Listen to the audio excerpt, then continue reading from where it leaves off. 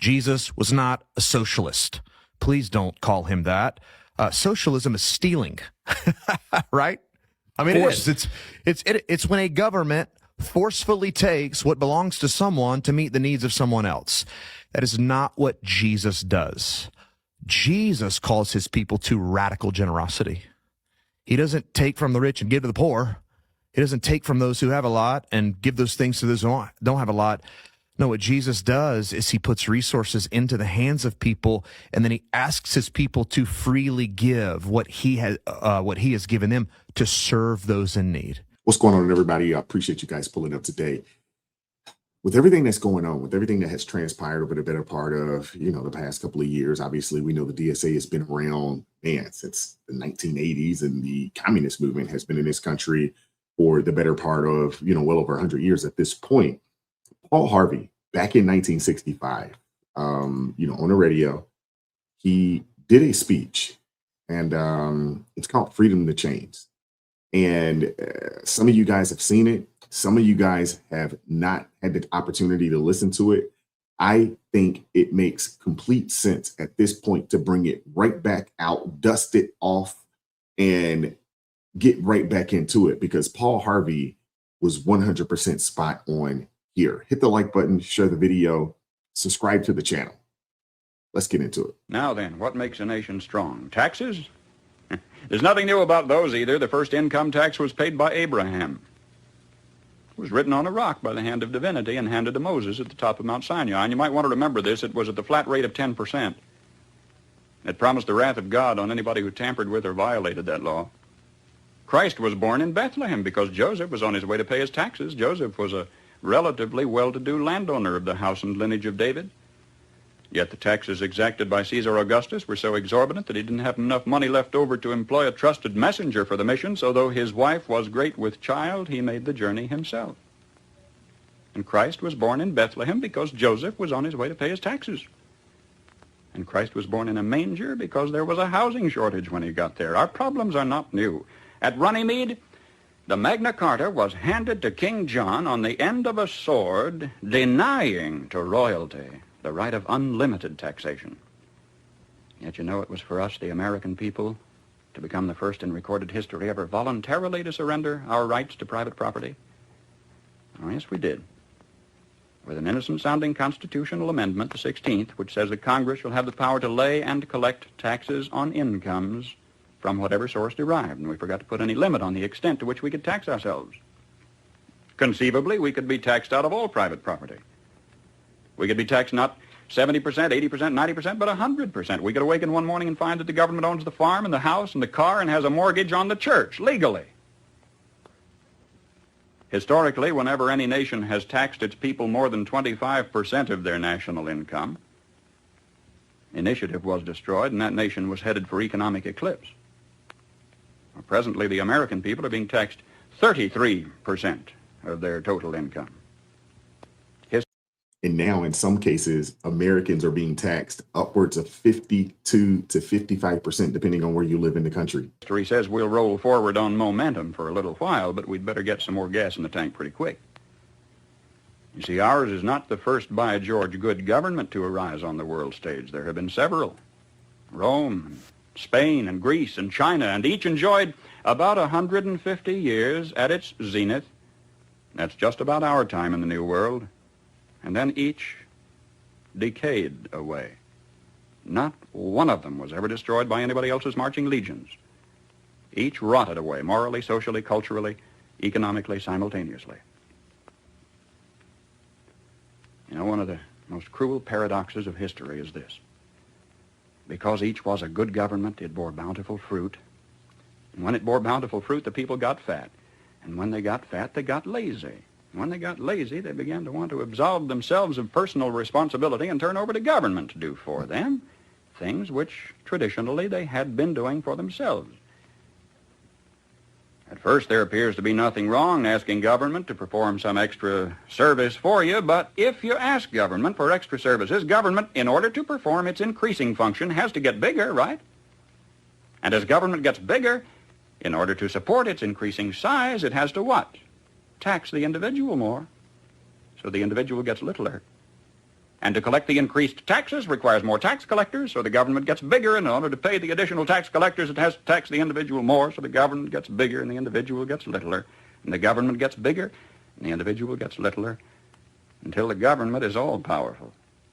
The individual is hardly anything at all. The government is all-powerful. The people are cattle. Now, some believe that the need is for a vigorous, strong man to arise on the scene, to regulate and regiment the affairs of men. Yet history tells us there have been several such. Once upon a time, there was a nation great and powerful and good. She was suffering from the aftermath of war, from a depression. And then came upon the scene a leader, an idealist, self-confident, intolerant of criticism. Wisely, he limited his early activities to combating the financial depression. Nobody could argue with that. But in a while, he began to regulate business and establish new rules to govern commerce and finance. Some of them in diametrical disagreement with the God-made laws of supply and demand, but anybody who disagreed with those new rules was promptly fired. The new leader saw that under the old system of free enterprise, landlords prospered, so he levied new taxes to take away their profits and destroy what he called the monopoly of capital. To please laborers, he controlled prices. To win the favor of the farmers, he gave them loans and subsidies. The national debt mounted alarmingly. Whenever anybody tried to tell him that governments, even as people, can go broke when they spend beyond their incomes, he said they just didn't understand deficit finance. Well, what do you say? Did he build on rock or on sand? I say on sand. For you see, this was the story of Emperor Su Tongpo, who led China to its doom more than 1,000 years ago. I am satisfied with all my heart that if Uncle Sam ever does get whipped, here too, it will have been an inside job. It was internal decay. It was not external attack that destroyed the Roman Empire. Starting about 146 B.C., internal conditions in Rome were characterized by a welter of class wars and conflicts, street brawls, corrupt governors, lack of personal integrity and moral responsibility. About 290 years after Christ, a Roman emperor named Diocletian took over. He really grabbed the bull by the horns. He took over in a period of turmoil and severe depression. The first thing Diocletian did was call in the gold and close the banks and raise the taxes. He reduced the power of the Senate, delegated its power to a lot of little government bureaus. Do you know they even had a Transportation Act back there prescribing the fee required to rent one laden ass per mile? And at today's rate of exchange, it would have amounted to about 1/8 cent per mile, which meant that in order to make a profit, a jackass would have to carry 5 passengers. That was simply beyond the capacity of the jackass. Diocletian put millions of people on the public payroll, but when this failed to do the job, the country was still in trouble. He asked more personal powers for himself. For a brief while, incidentally, they were standby powers, but then he used them all at once. He froze wages, he froze prices, he froze jobs, he stopped profits, he dictated to the farmer what he should plant, when and how he should sell it, and for how much, and he rationed food. And what happened? The labor market closed down. Incentive was gone. Farm life became dependent on bureaucratic red tape. Exorbitant taxes cost the farmer his land. He kept for himself only a small plot on which he might grow turnips for his family. He lost the rest of it to the state. And without food and with incentive gone, city life stagnated and declined. And Rome passed into what history has recorded as the Dark Ages, lasting 1,000 years. Just by turning to the left, the world has gone in circles.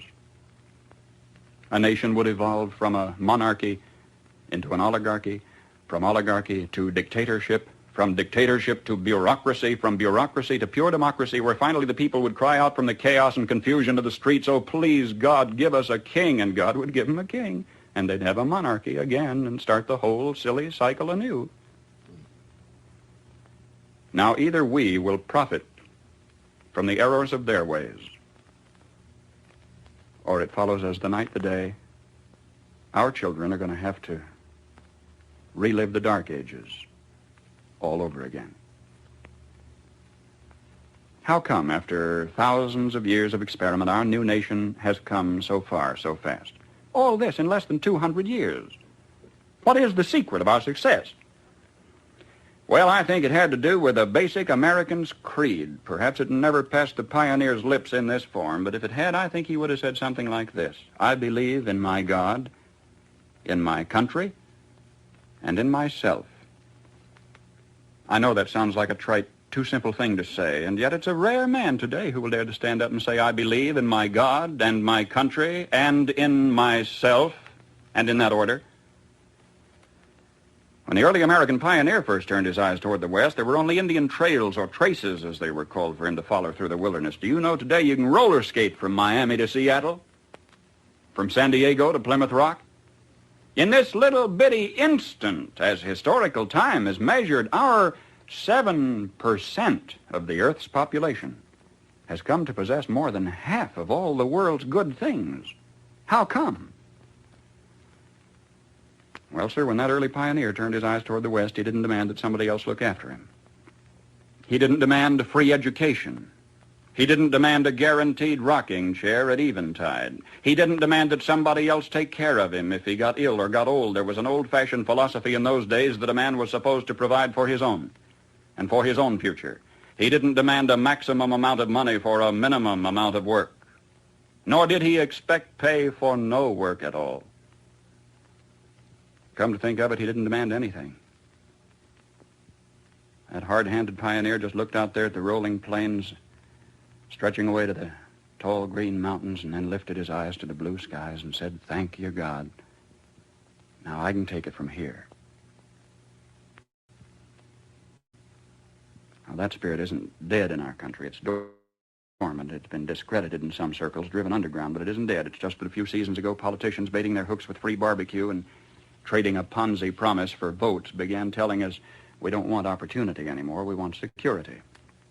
We don't want opportunity, they said, we want security. And they said it so often we came to believe them. We wanted security. And they gave us chains, and we were secure. Suddenly, with our constitutional guarantees depleted, with our national character eroding away, with our tax laws penalizing those who dare to prosper, with workers concentrating on how little they can get by with instead of how much they can produce, suddenly we looked overhead one day to discover that the first tin moon in space was a Russian accomplishment. That free men dragging their feet had been outdistanced by slave workers dragging their chains. And we were sore afraid. Perhaps this was a disguised blessing, too. Maybe a dramatic accomplishment by this Cold War adversary was necessary to get us off our dead centers and back to work again. If we can revive in ourselves, then in our youth, something of that basic American's creed, the horizon has never, ever been so limitless. For man stands now on the threshold of his highest adventure of all, his first faltering footsteps into space. 20 years from today, half of the products you will be using in your everyday living aren't even in the dictionary yet. We've got it made. If we just keep on keeping on, we've got it made. And if we don't, we will follow those other great nation-states of history into the graveyard of ignominious oblivion. History promises only this for certain. We will get exactly what we deserve. Wow. Shout out to Paul Harvey, man. Rest in peace. He was spot on, man. This is the first time that I've actually listened to this in its totality, but he was, man, 100% spot on. This isn't the first time I've listened to Paul Harvey, but this particular speech here, it's the first time I've heard it completely. And I got to say, wow, here we are in 2026. This speech, this presentation came out in 1965, before I was born. Heck, a decade and a half before I was born, really. And the things that he is saying, look at what's going on right now. People in our country have no idea how good they have it. If you are an American, do you realize that you're 4% of the world's population, yet we own 35 to 36% of the world's personal household wealth? We are the 1%. This is the greatest nation to ever exist. But yet we have people that would like to destroy our country as it is. Now, I'm not saying that we're without flaw. I'm not saying that our country is perfect, but we are the best nation in the world, and it's not even close. For the life of me, I don't understand what these people are comparing us to. The only thing that I can think that they're comparing us to is perfection. And there's no nation that will ever be perfect, because people who run nations, build nations, are imperfect individuals, species. When you think about what the DSA, the Democratic Socialists of America, what they want to implement in our country, it's quite scary. It's quite scary that you have people that come from privileged backgrounds, people that are Americans, that are some of the most privileged people in the world, have come together to create an ideology that would destroy what our founding fathers built. We've been around 250 years. It's the longest constitution to ever exist, 250 years. And to be honest with you, it is as close to a perfect document, although we're not actually living up to said document, but it is close to a perfect document as you can get when it comes to government. And a lot of it has to do with is that the principles, of that document was based off the actual perfect document known as the Holy Scriptures, the Bible. But yet these people, they're antithetical to the word. Their policies are antithetical to the word. They are more in line with themselves. They see themselves as God. They think that they can do things better. They think that their plan is better than the plan that has been given to us by our Father. And that's why I wanted to start this particular video off with the clip from the brother saying that Jesus was not a socialist. I wanted to start there. I want to play this clip for you real fast, and then we're going to get ready to get out of here. So we're going to put up on the screen a few of the things that are part of your platform, and I want to ask you, just give me sort of a true or false on these. Abolish the Senate. True. Okay. Replace the presidency and Supreme Court as we now know them. Yep. Abolish ICE. Absolutely. Abolish borders and give amnesty to anyone currently in the U.S. illegally. As a long-term plan, yep. Defund the Pentagon. Absolutely. Abolish prisons, at least in large part. Yeah, again, that as part of a long-term program, yeah. Okay, so no prisons. Government or public ownership of most large corporations. Yeah, absolutely. You see that?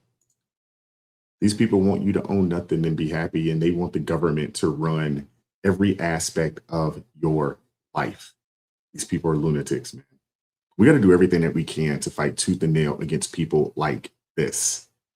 We got to. People like this person, and there's a plethora of them out there, and they come from all walks. This isn't a race thing. These are Hispanics. These are, blacks. These are whites. These people are some of the most dangerous people in the country. And to be honest with you, it may not be close because they're picking up steam.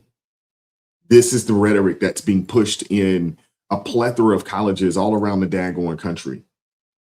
This is the rhetoric. I want to hear from you guys in the comment section. What are your thoughts? Hit the like button, share the video, subscribe to the channel, turn the notifications on to all so you never miss an upload. Consider joining the ARP family, or you can buy your brother a coffee. The link's in the description box below. I appreciate the love. I appreciate the support. And as always, keep God first. Stay prayed up.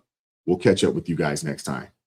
Peace. It is God who arms me with strength. Yeah, I'm battle ready. He trains my hands for battle. My heart stays steady. But thanks be to God, He gives us the victory. Through my Lord Jesus Christ, it can't live in me. I was down to the dirt, red clay on my shoes, old pain in my shirt, oh so bruised. In the Lord hit my chest, kicked air from my breath, put power in my step.